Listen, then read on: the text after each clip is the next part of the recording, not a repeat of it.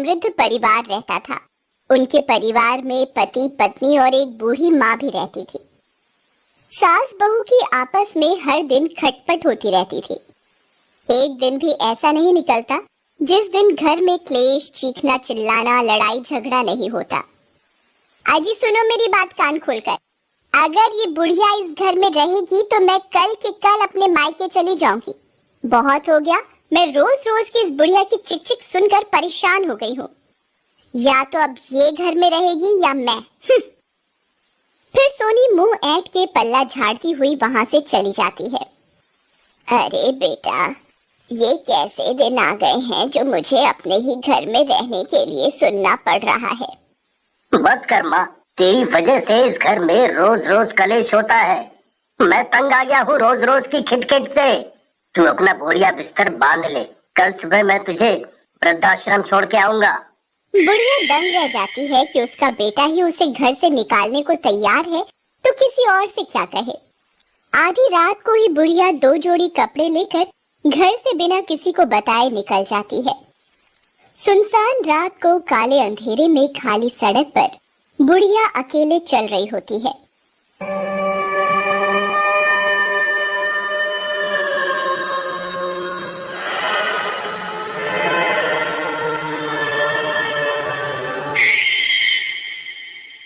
तभी सामने से एक गाड़ी आती है।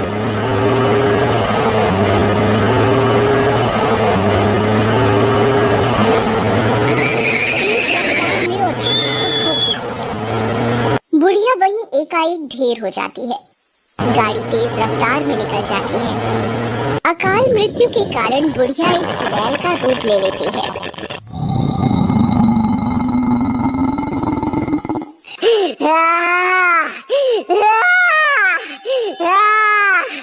अब मैं चुड़ैल बन गई हूँ। अब मेरे पास ताकत आ गई है। अब मेरा सामना कोई नहीं कर सकता।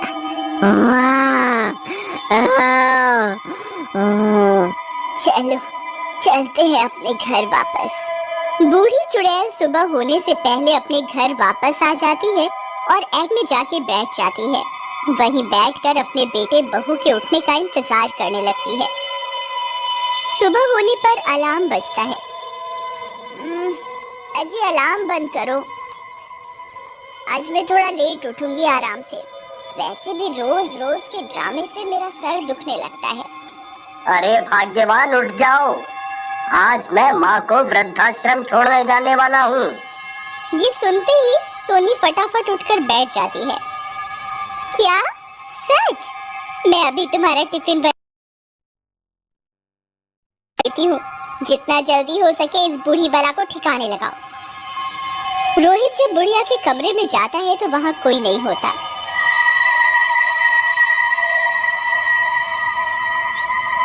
कमरा खाली पाकर वो सोनी को बताता है, चलो अच्छा ही है, बुढ़िया खुद ही कहीं चली गई, हमारी टेंशन ही खत्म हो गई। अब कोई पूछेगा तो कह देना कि उनकी दिमागी हालत खराब थी, पता नहीं रात को कहीं निकल गई। हमारे ऊपर इल्जाम भी नहीं आएगा। दोनों पति पत्नी हंसने लगते हैं।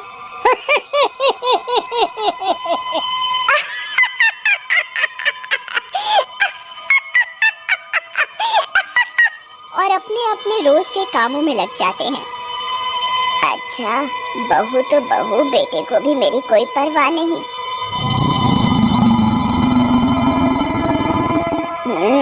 इस बहू ने मेरे बेटे को भी अपने जैसा ही बना दिया। अब देख बहू रानी, कैसे मैं तेरी चुटिया खींचती हूँ। तूने बहुत परेशान किया है ना मुझे।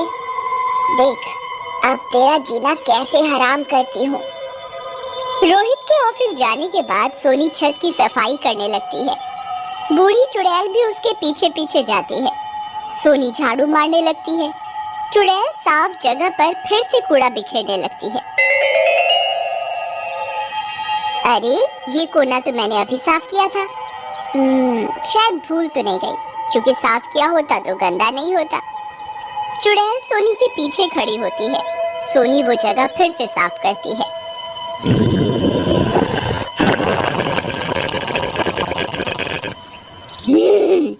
देखती हूँ आज तो कैसे साफ कर पाती है। चुड़ैल फिर से पीछे पीछे कचरा बिखेरने लगती है।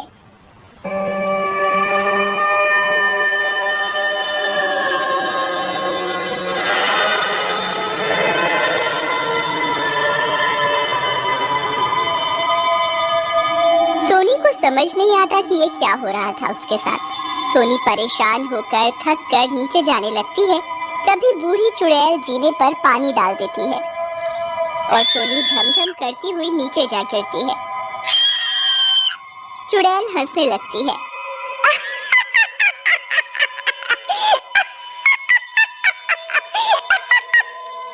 हाय मेरी कमर, अम्मा, कमर ही टूट गई मेरी तो आज। हे राम।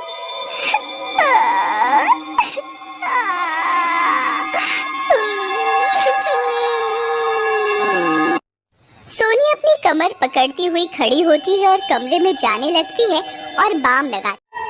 तभी बूढ़ी चुड़ैल सोनी को दिखाई देने लगती है। चुड़ैल के रूप में। मुझे तो लगा कि तुम कहीं चली गई हो। आज तेरे मुंह से शब्द अटक कैसे रहे हैं? आज लड़ेगी नहीं मेरे से? चल बहस करना शुरू कर। अरे माफ कर दो सासू माँ, मैं तो तेरी बहू हूँ, मुझसे कैसी नाराजगी, माफ कर दे। माफ कैसे कर दूं तुझे? तूने मेरे बारे में कभी सोचा ही नहीं, हमेशा अपना आराम अपना फायदा देखा।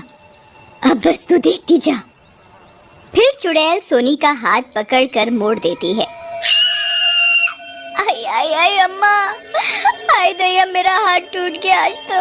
अरे सासू माँ, आज मेरी सांस बंद करके ही मानोगी क्या? बख्श दे मुझे, मैं वादा करती हूँ कि मैं सुधर जाऊंगी। आज के बाद कभी भी बचकानी हरकतें नहीं करूंगी।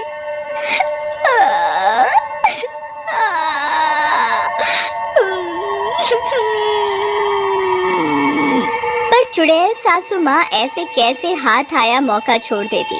वो सोनी को बाथरूम में लेकर जाती है और बाथटब में धकेल देती है। सोनी धम से पानी में जा गिरती है। चुड़ैल उसका सिर पानी से निकलने ही नहीं देती कुछ देर तक। सोनी छटपटाती है। चुड़ैल उसका सिर पानी से निकालती और फिर अंदर डाल देती।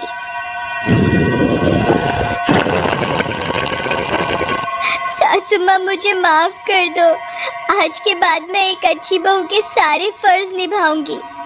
चुड़ैल फिर बहू को सबक सिखाकर और वहीं रहने लगती है।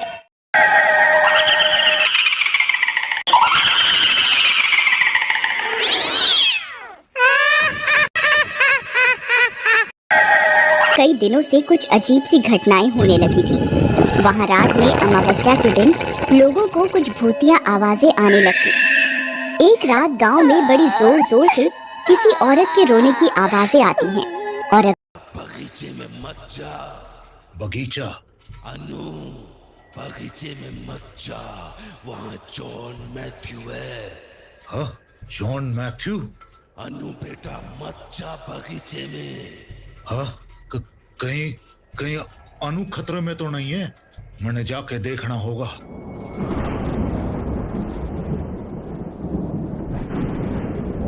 रात निकली जा रही है, ना जाने चौधरी जी कहाँ रह गए। अब तक तो उन्हें आ जाना चाहिए था, कहीं बहुत देर न हो जाए। कंचन, मैंने अपना काम कर दिया है। वो छोरा बगीचे में पहुंच चुका है। अब तुम्हारी बारी है। अपना आखिरी दांव खेलने का वक्त आ गया है।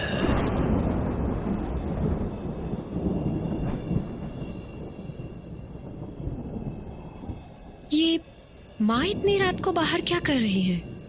कहीं वो आज रात दोबारा बगीचे में तो नहीं जाने वाली है?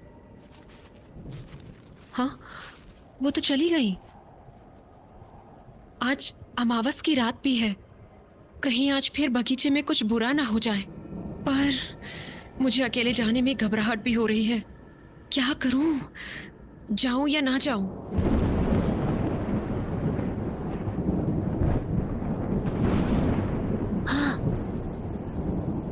हाँ, ये मासी क्या कर रही हैं?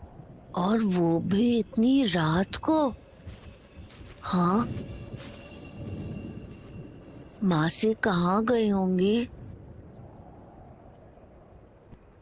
हाँ, यहाँ तो कोई भी नहीं है और बाहर का दरवाजा भी खुला है। कहीं मासी बगीचे में तो नहीं गई हैं? जाकर देखता हूँ।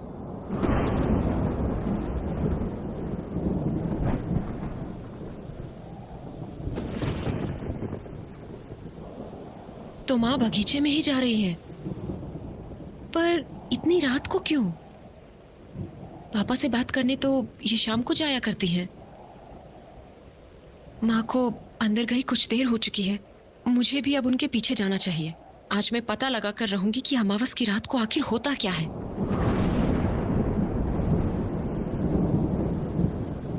अन्नू बेटा, कहाँ जा रही है? अंदर मत जा बेटा, बगीचे के अंदर मत जा। पापा? वापस लौट जा। पापा? अनु! हाँ? अनु! राजवीर? ये तो राजवीर की आवाज थी। कहीं वो किसी मुसीबत में तो नहीं फंस गया? जाकर देखती हूँ।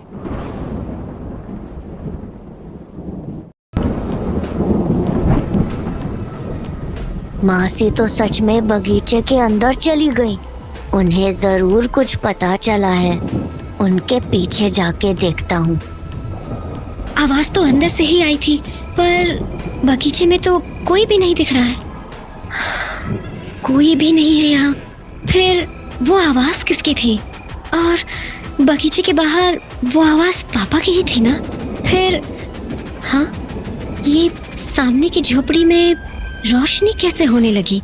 अभी तो यहाँ बिल्कुल अंधेरा था। कहीं अंदर कोई है तो नहीं? शायद माँ।